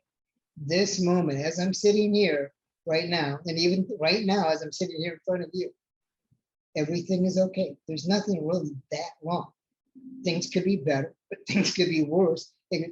Things just are. And I could sit there and and appreciate. Thank God, that I got through the day. Didn't have to kill anybody. Yeah. Didn't kill anybody. Nobody killed me. Okay, I'm fine. So I'm about my wits, and tomorrow's another day. Yeah. Tomorrow is another day. It'll be Friday. Oh God. Is that Veterans Day or what is that? Is that Veterans Day? Yeah, I think so. Yeah, there's something like that. I've been watching the trial. They got the trial for Kyle Rittenhouse going on. So I've been glued watching that. What's that look? He's not going to get off, is he? Yes, he's not guilty. It was a straight up self-defense. Classic self-defense. Huh? How so? It was self-defense. How? The 2 guys that he killed, were aggressors. The 3rd guy had a gun pointed to his head. He admitted that on the stand. I thought the other guys didn't have any weapons. Didn't matter. He was being chased. The guy threatened him before he shot him. A little bit earlier than that, he had threatened if he got him alone, he was going to kill him. Okay, there was testimony that was brought in. A little while later, he's chasing him and trying to catch him. He gets him cornered in between the cars. He turns around, he goes to grab for the gun. Kyle plugged him, hit him 4 times. That's self-defense. He was the guy was aggressive. He was not a victim as they wanted to portray them. They're not the victim. Kyle didn't go there looking for a fight. Wasn't looking. He was armed. He had protection. But if you looked at what was going on in Kenosha the 2 nights before, they were violent protesters. It was BLM and Antifa was there, and they had violent protests going on. They were throwing rocks at the police. They burned that car at one of the car dealerships.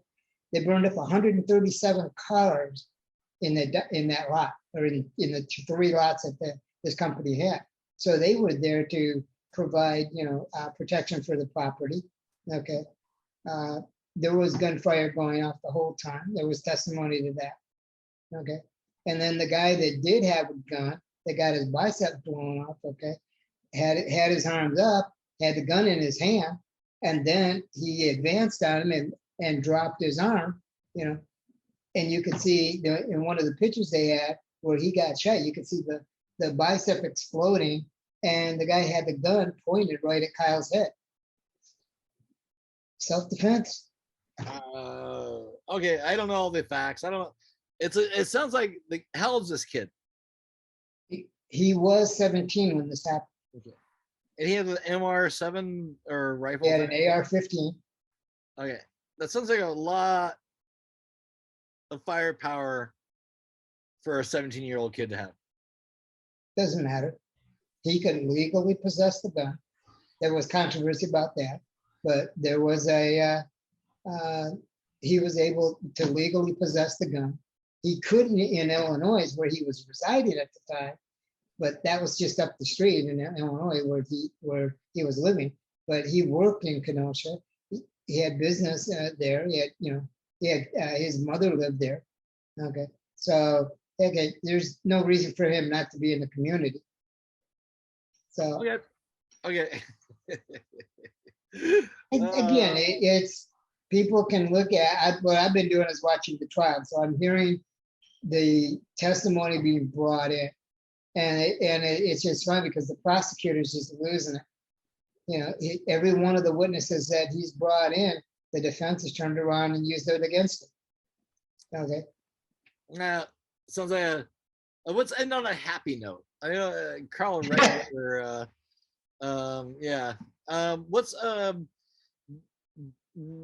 what were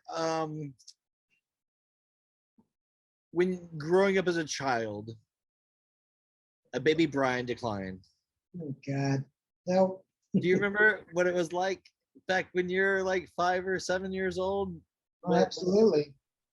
Yeah. What are some of your earliest childhood memories?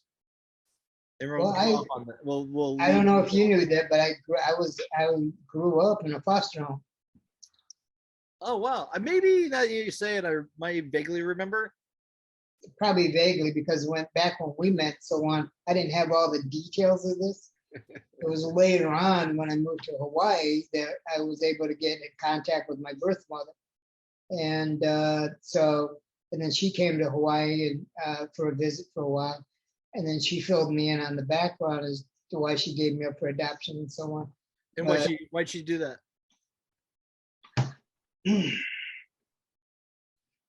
I was the product of incest. She was raped by her uncle, who was the baby brother to her father. He was the youngest brother, and she was raped by him, got pregnant by him, and that's how I came into being. So my dwarfism is the type of dwarfism I am. It's a recessive trait. So both parents have to have that gene. Since they were related, and that's what happened. So anyway, when I was about 9 months old, she was in fear for my life. Thought that I was endangered in that environment that she was in, and opted to place me for adoption. So when she handed me over to the caseworker called this woman, and this was on a rainy Friday night, and the caseworker needed a place to put me for the weekend, and just for the weekend. And Monday they would come and get me, and they would place me elsewhere. So when they brought me home, I know Mom said it was in the evening. It was rainy. They brought me in. Basically, the woman dropped me off, and she was gone. Okay? So when my foster mom opened up the blankets and so on, she immediately recognized that there was something different about me. Duh. And but and then she called them and said, "There's something wrong with this baby." And she, "Oh no, he's perfectly healthy baby boy. There's nothing wrong." No. Now, as it turned out, my foster mother had fostered over 200 children in their home. They never had any kids themselves. 4 kids they adopted. So my foster brothers and sisters that I didn't know at this time they had been adopted also. So I grew up in a home that I thought I was just one of the family members. Now these other kids going in and out were part of the foster system. I didn't find out, I didn't know or become aware of it until I was 7 that I was living it, that I was part of that program also, or that I was a foster child. And well, that's where the void in my life came. That big, okay, why? The big why, okay? First goddamn question there is why. Fuck you and your why, okay?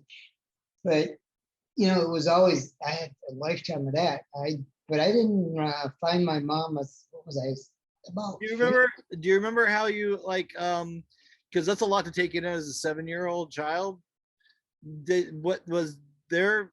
Because you seem to be a pretty enlightened being. You live in the present moment. You take things at face value. Always. Or like that's gonna be like that's almost gonna be like that's definitely a pinpoint on the chart of your life where you began. It's like I'm not learning Santa Claus is real sort of scale. It was Santa Claus was revealed shortly after that. That was Santa Claus was nothing compared to that. Well, okay, so I'm living in a lie, or I'm not being told the whole truth. It maybe not necessarily was a lie, but it was a lie by omission. Okay, but anyway, but my foster mom was very straightforward. She told me what she could or what she knew, and they don't give them a lot of information, but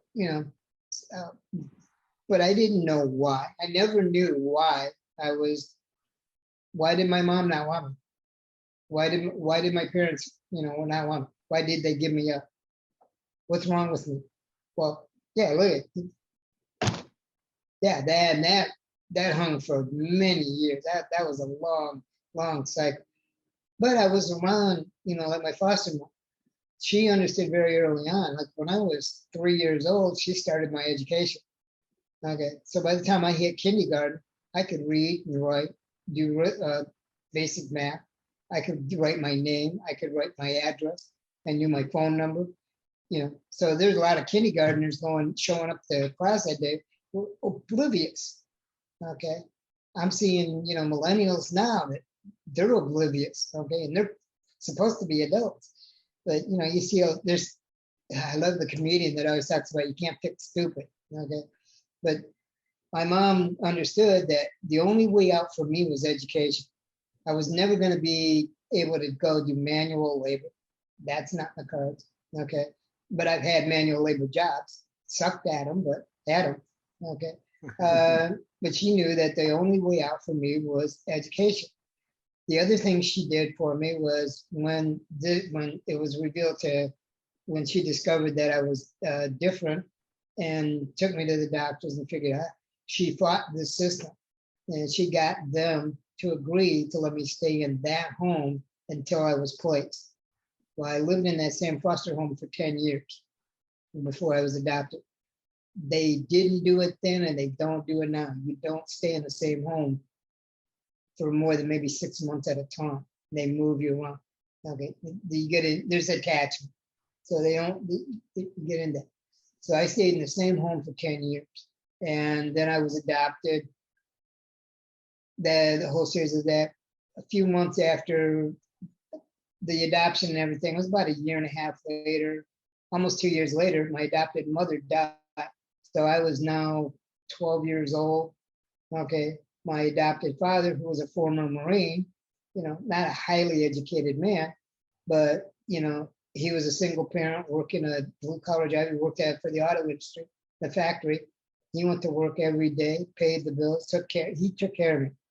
I mean, and it basically was a great example of how to be a man.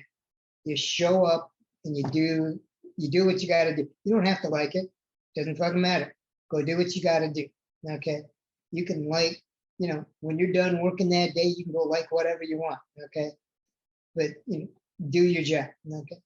And he was there. And my foster mom, when I was adopted, pulled them to the side. And one of the things she made them promise was to make sure that I got my education. That was the number one thing to press on is, make sure that he stays in school, doesn't work. That's the only way out.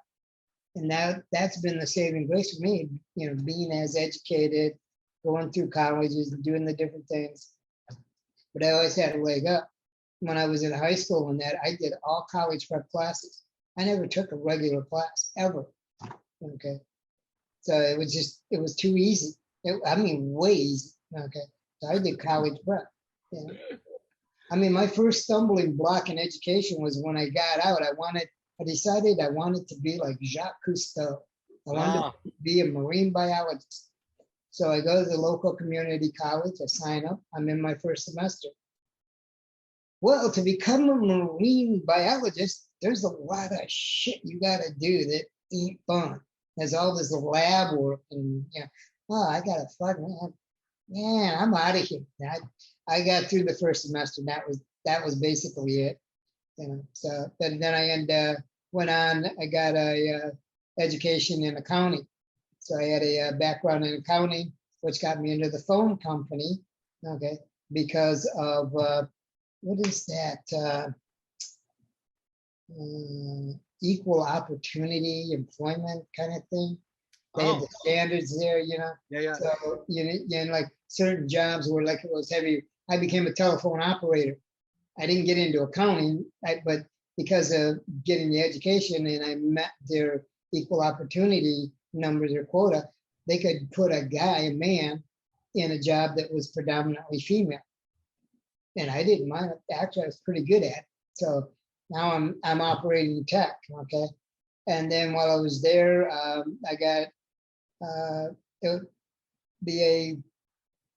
it was proposed to me that I might think about going into computers, okay? Because there were a lot more jobs and a lot more opportunity for advancement in computers as opposed to accounting, where they had a lot of people and there weren't a lot of opportunities for advancement. It's like only the cream of the crop, like the top 2 or 3% of that would actually advance, which I didn't like hearing that because then now I got to go battle all this stuff. So this back, I think it was I want to say it was around 81, I think it was around there, early 80s. So I got that. I did really well in computer school.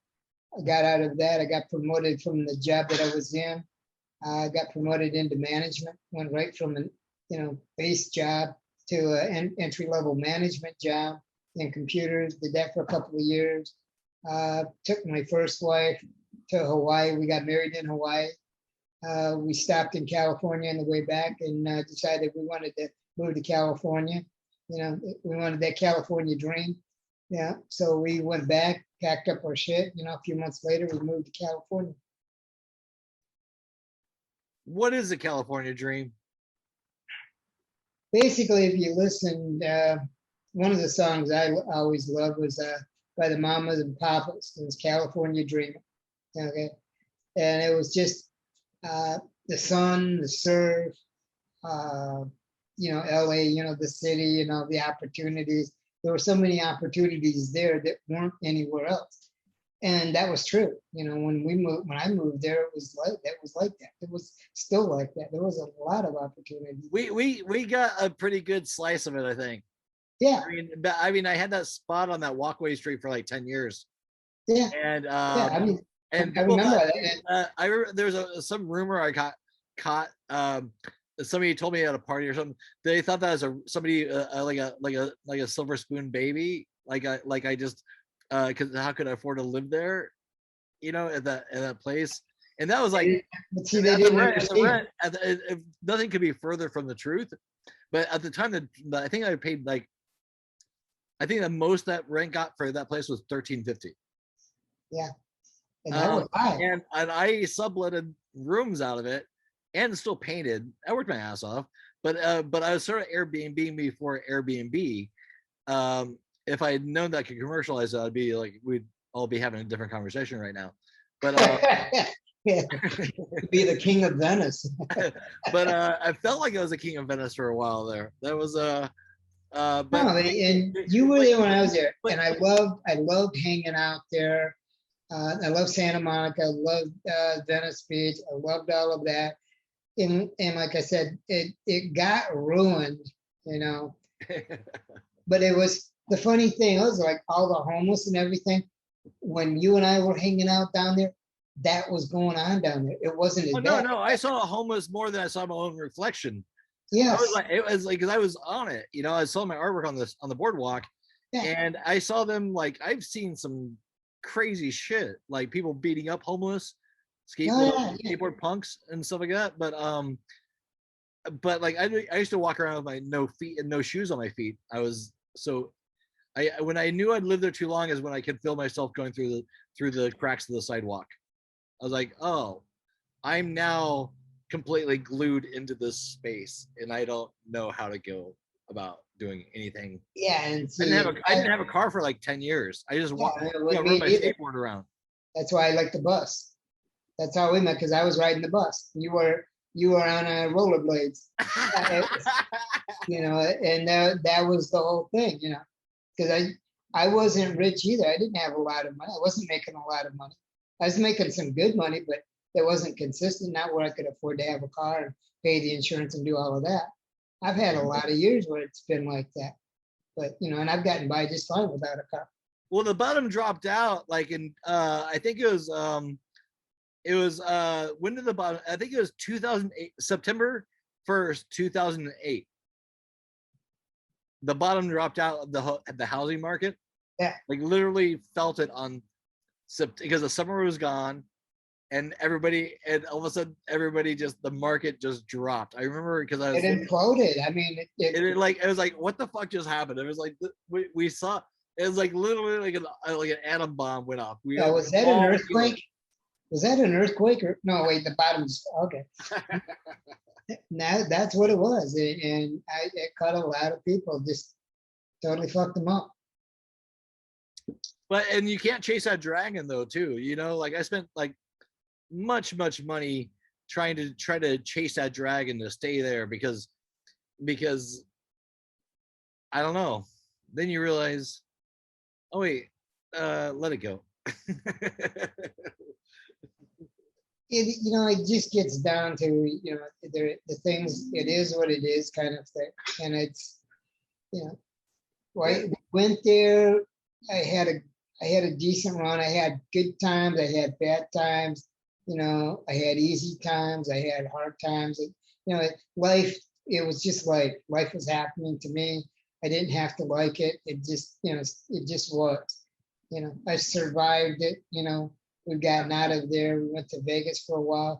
Vegas was okay for a while, but at the end, I was hating it. When I was in that area of Venice, I was like, I'm not gonna die in this town. I know what it looks like. I've had friends that have passed away here. You know, this is the epoch of their life. The end of their life ended here in this menagerie of fun, and I'm not gonna try to chase that because I know what it looks like if you spend your whole life in one spot. Well, we look at all the people that we saw down there that were like that in various ages, in various stages of kind of devolving or being decrepit. You know, they just weren't functioning. Oh, you become a ghost. You become a ghost. I've seen people that have passed away that were living at their older lives, like just like as walking on the sidewalk. There's a couple of people in particular, I won't mention names because I probably can't remember them at this exact second. But there's this older. Well, plus I'm about 3 beers in on this fucking Alpha Centauri. But I remember seeing people before they pass away, and they're walking around on the streets amongst the people, and they're sort of a ghost, you know, just going to the places. They were there, but not really. Yeah, they were just still sputtering out. Yeah. You know, like just like almost like a zombie, just doing the same thing they used to do all for 34 years or 50 years. And just now you're fading into it's almost like and that happened. That was like that every day. You could see that every day down there. And like I said, it was an example for me of how I didn't want to end up. I didn't want to end up being that. Okay. Exactly. I was like, that will not be me. Yeah. But it's, as a storyteller or as a visual, it's very poetic as well because it's life. You know, it's like it's the experiential aspect of observing humanity and everything, sort of like even today, I can think back to those experiences. I can still feel those same feelings today, right now, that I had then, in that experience. That I've never lost that, Yeah. So yeah, and it's that experience that you have with that, and you go, okay, I know that I don't want to be that. I don't want to be remembered as that. I don't want to end that way. Okay. So, and I'm not going to. So I have no pride, no fear of that. So, but it was just moving on to better, better situations. Like I said, Vegas was pretty good. It was a good stepping stone. But that's all it ever was for me. I did not intend to stay there. I stayed there, several years too long, or more than I wanted to be. But then we had to move. It was just an all of a sudden kind of thing that came up, and we had to move. So, and my only other choices was, like either Texas, or I wanted to go back to Hawaii, but we couldn't afford to do it. So Hawaii people in Hawaii don't want. I was trying to maybe go find, maybe take off over there for a couple of weeks and visit some friends in Hawaii. They don't want people over there right now. They don't want people. They're all, have you been vaxxed, double vaxxed? I've been vaccinated, but like they all booster shot. I said, listen, I'll do anything I can to be over there. They're all, let me think about it for a second. Because it's pretty a solitary place. Like, well, they openly discriminate against outsiders. Well, my friends are white that live over there, and they're discriminating against me. Yeah. I mean, that's the whole thing. People there, they're going to protect what they have there, because it is special. I do get that. I get the whole thing. But like I said, it's when I'm ready, and if I'm able to go back, I'm going back. And all that I know. It's like I said, a good close friend of mine lives there. So, I know. I want to visit my friends over there so bad. And plus it's Hawaii. Yeah. Yeah. It's a kick. I mean, we loved living there. I'll make no bones about that.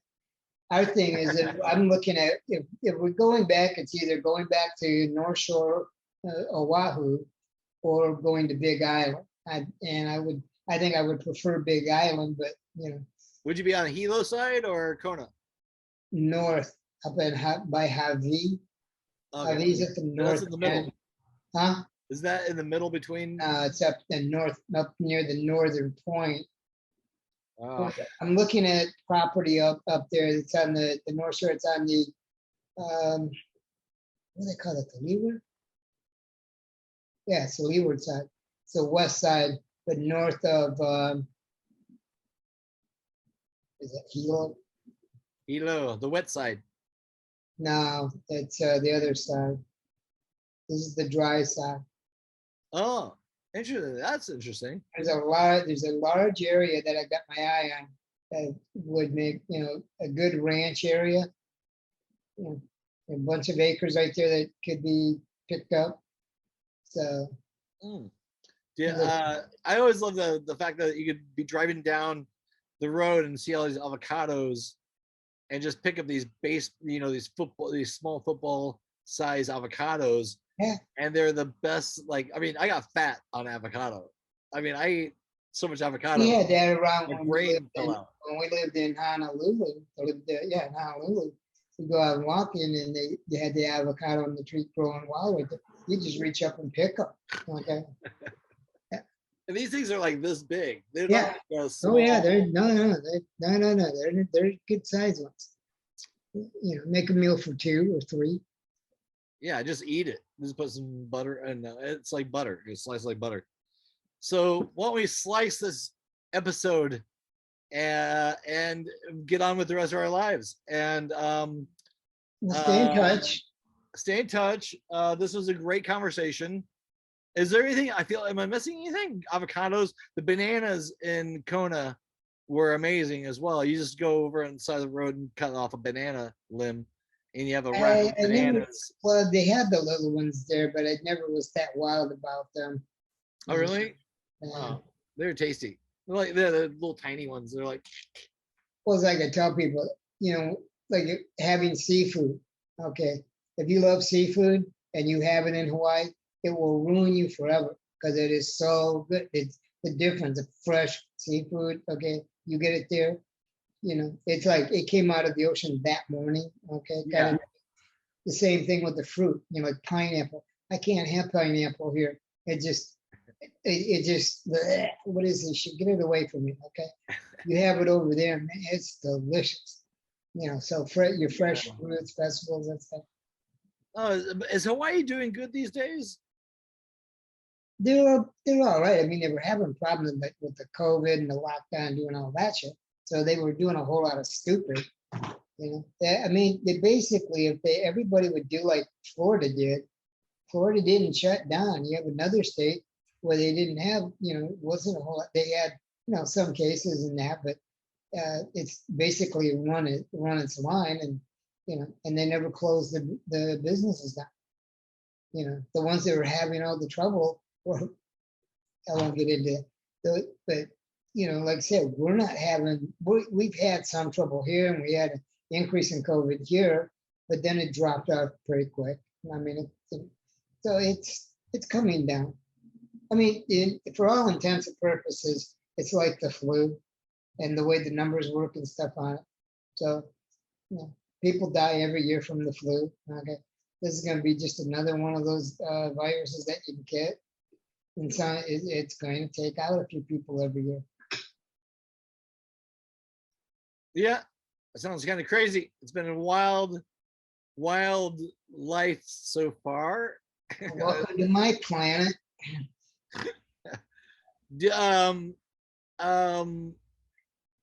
Yeah, I could talk to you for a million years. I was going to start talking to you about dreams and multiple dimensions, but maybe. Well, I think the best thing to do maybe is let's have a part 2.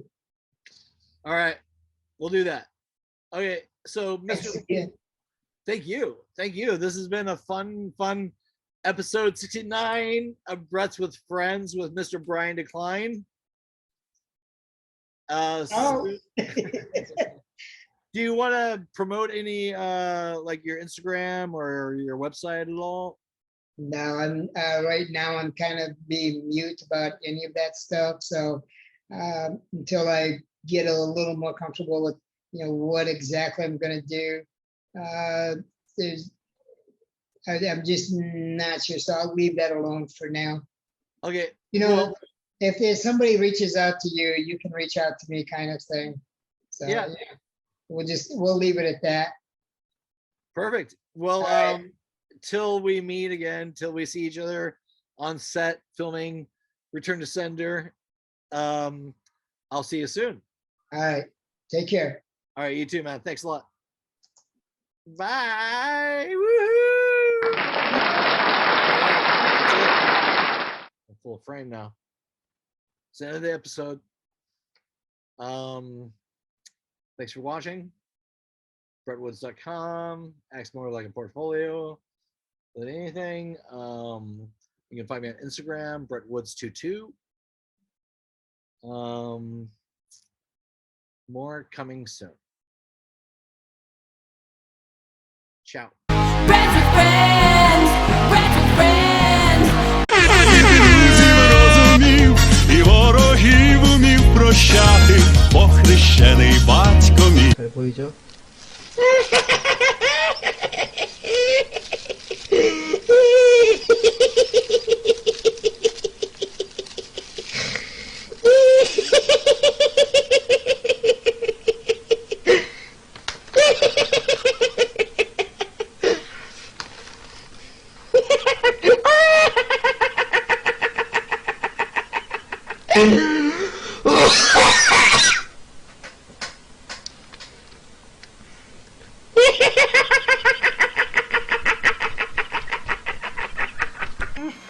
Clear.